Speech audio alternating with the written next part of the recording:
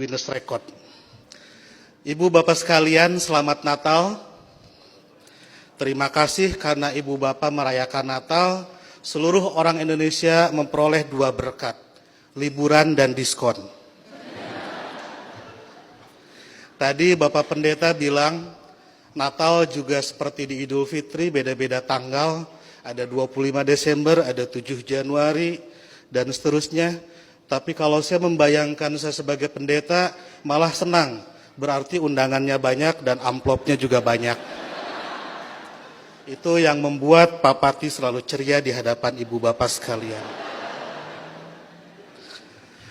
Ibu Bapak sekalian, ada banyak Muslim yang mengharamkan mengucapkan Selamat Natal, tapi saya tidak. Dan sebetulnya banyak juga orang Islam yang berpendapat mengucapkan Selamat Natal itu tidak apa-apa. Tapi mungkin yang datang ke gereja dan langsung mengucapkan hanya sedikit, salah satu di antaranya saya. Seperti dalam Alkitab, banyak yang terpanggil tetapi sedikit yang terpilih.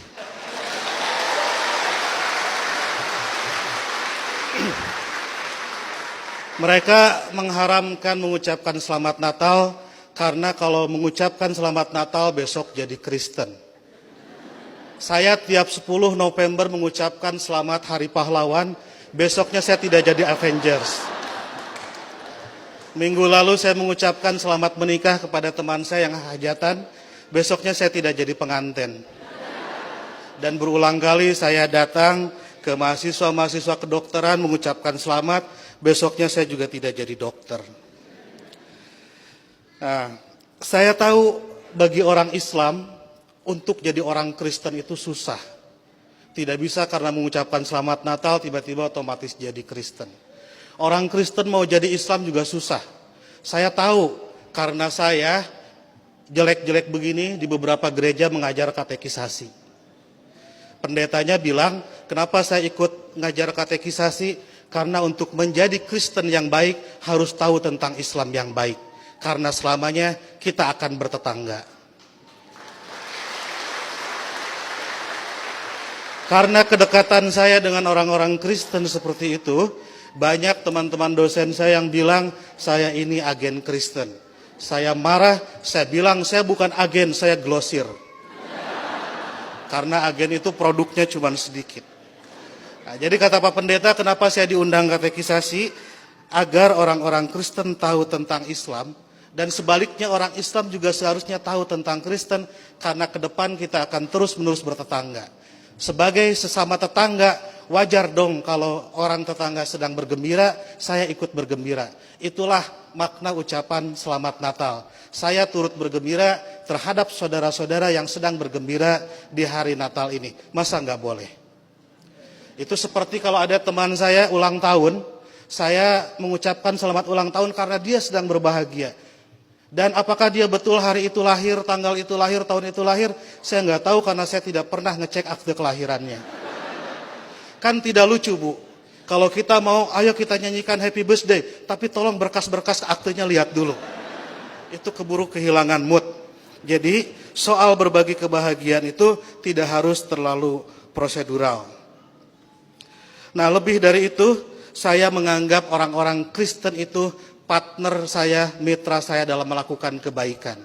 Saya harus mendorong sebagai dai, sebagai pendakwah dalam Islam, saya harus mendorong orang Islam soleh, baik, taat dalam keislamannya.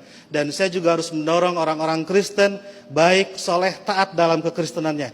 Karena kalau masing-masing baik, tidak akan ada terjadi konflik. Jadi saya harus mendorong orang Kristen,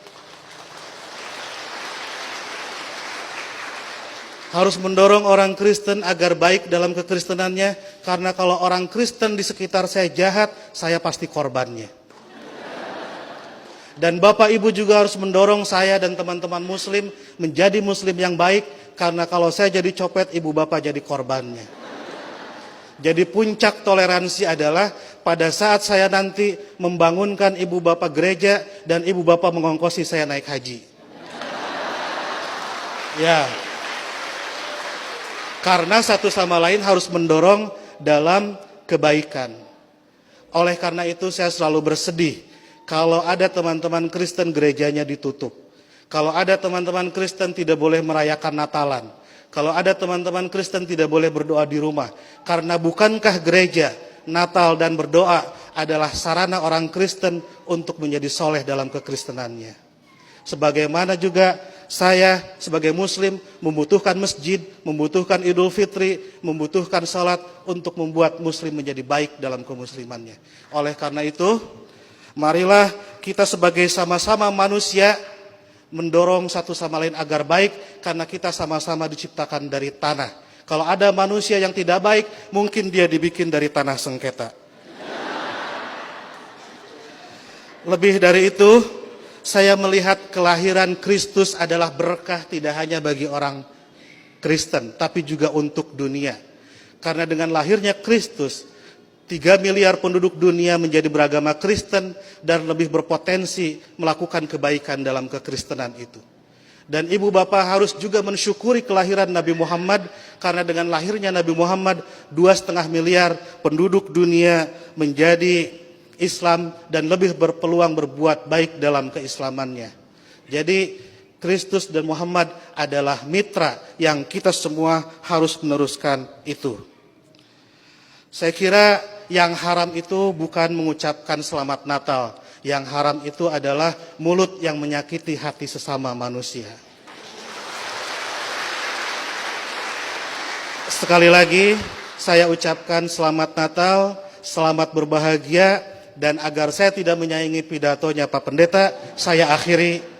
Dan sebelum saya akhiri, teman-teman santri saya bawa bunga Pak Pendeta, ingin membagikan kepada Pak Pendeta, petugas gereja dan ibu bapak sekalian. Tapi karena bunganya tidak banyak, yang dapat hanya sebagian, yang lain insya Allah dapat bunga bank untuk belanja Natal. Boleh bagi bunga? Oke.